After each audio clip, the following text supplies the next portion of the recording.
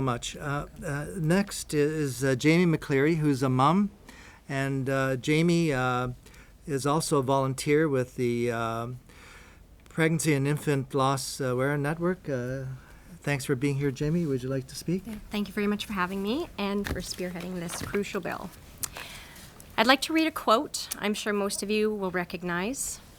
"I'll love you forever, I'll like you for always, as long as I'm living, my baby you'll be." Many of us have recited these words, curled up with our children in our lap, and it's easy to see why Robert Munsch has managed to create one of the most recognized pieces of children's literature. The lesser-known truth is that Robert Munsch didn't write those lines for his children, at least not directly. Those words were written as a song he sang for his children that were stillborn. Like many in this room, I'm a parent. I'm mom to 5 phenomenal little people. I carried them inside me, gave birth to them, held them in my hands, and brought them home. 2 of those walks were in the front door and out the back to bury those babies, my sons, who died inside my body. My husband and I were so ill-prepared for the intensity of our loss the first time it happened. Our grief over a son we had never seen, yet we knew so completely. Perrin was born at 13 weeks gestation, a forced induction, 2 days after we learned his heart had stopped beating. I was never the same again. There was so much anger, disbelief, piercing pain, and such darkness surrounding me that I thought I would never feel light again. Even the process of mothering my 2-year-old daughter was painful, knowing what I would never experience with my little boy. I had a physical ache inside me, and aside from my husband, no one else seemed to care. We were isolated, totally removed from everyone and everything to be alone with our grief. I needed to be pregnant again. I needed the weight pushing down on me, to be my child in my arms, not the void where one was supposed to be. I was still raw with grief when we found out we were expecting again, and now the terror that I'd lose another baby I loved so desperately threatened to overpower my joy. I tried to focus on the positive, and our baby made it easy, wiggling and kicking and displaying his personality from the moment he could make his presence known. Slowly I began to relax. There was no way it could happen again, until it did. At 18 weeks, during a routine appointment, I found myself trying so hard to just keep breathing while my midwife struggled to find my baby's heartbeat.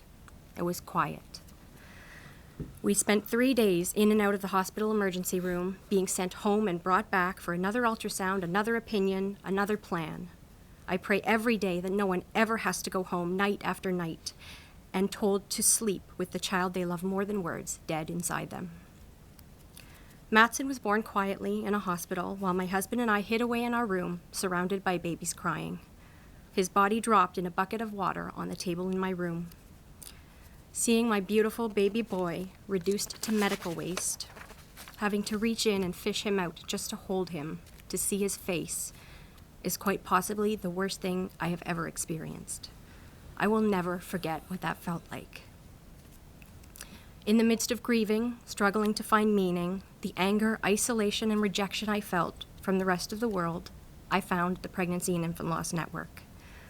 Walking into a room full of parents who knew what I was going through, who cried with me, was like a salve on my heart. Knowing that whatever I needed to go through to allow my grief to progress wasn't wrong was a weight off my shoulders. Being able to talk about my boys started the long and never-ending process of healing. I applied and was accepted into the special pregnancy program at Mount Sinai Hospital in 2009, 1 year after Matson's death.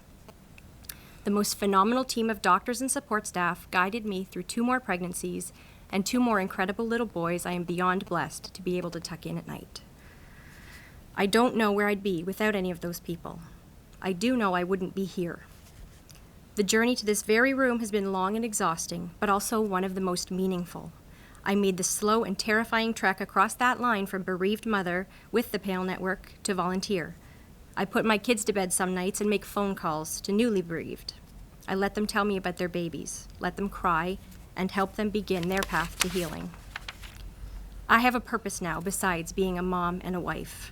PAIL has become my passion, advocating for parents and the babies they have lost, raising awareness, on the reality and the intensity of baby loss, and doing my very best to make sure that no one else has to suffer alone through the worst experiences of their lives are my goals.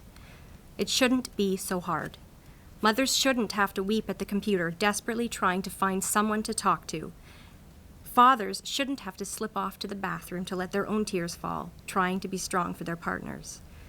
Parents shouldn't have to be so terrified of feeling that pain again that they never try to have another child. Help should be there always, and organizations like the PAIL Network should not have to fight so hard to reach those who need them. But with awareness comes support, with support comes help, and with help comes healing. Grieving the loss of a child never stops, even after 8 years, as I can personally attest.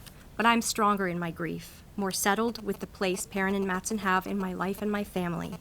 There are still nights I cry for them. Thanks to PAIL Network and Mount Sinai Hospital, my grief is no longer crippling. It doesn't take my breath away or leave me cold anymore. I want that for all of us who have walked in the door and straight out again to bury their child.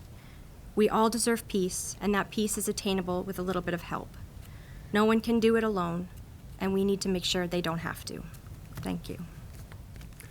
Thank you so much, Jamie, for your very powerful and eloquent words, really you. poetic, tragically poetic. I mean, it's extremely heartfelt, and I really commend you for the strength and the power of your words, really.